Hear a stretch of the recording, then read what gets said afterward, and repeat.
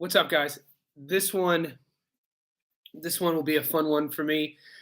It's all about, if you read the title, one of my main things is, my background in boxing. I started boxing when I was a kid, 7 years old, and now I'm currently, this stage of the game of my life. I manage boxers. I write about them. Layla Ali is in my first book, and all the content for me, creating original content on YouTube, it has to excite me. I feel for me to be motivated to do it, and boxing's one of those things. So if you go to my comments right there, you could click the link. I just did a quick short about what's up, Elizabeth. Hi, how are you doing?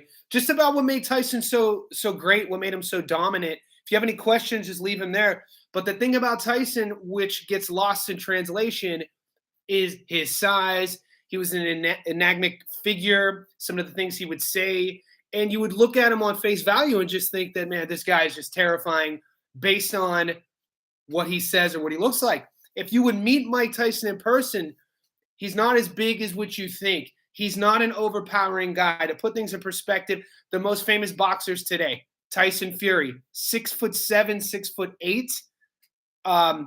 Anthony Joshua, 6'5". Deontay Wilder, 6'7". Mike Tyson was 5'9". I'm 5'11".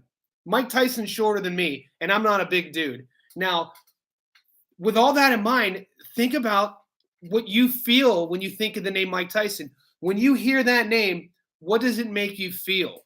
It makes you feel a certain way about an athlete who was dominant, scary. At one time in his career, what other athlete, he could walk into any room, anywhere in the world, and people would know who he was.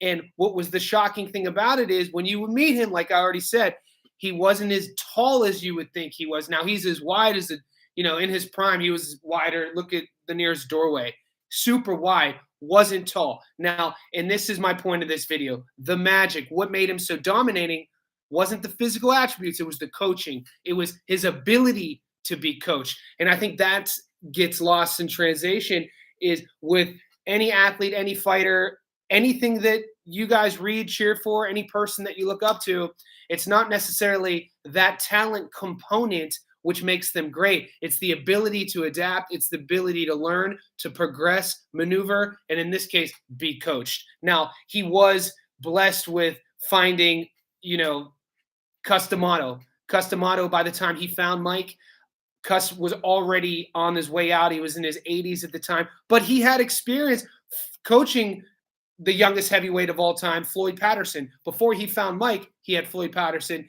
He was a hypnotist. It's well documented that Cus took Mike under his wing and hypnotized him into thinking that before Mike would go out into these fights, Tyson would be under the impression that he was a conqueror. And you saw that in his performances. He also had Kevin McBride, a former fighter, Teddy Atlas, a boxing historian. So it was one of these recipes that was built on.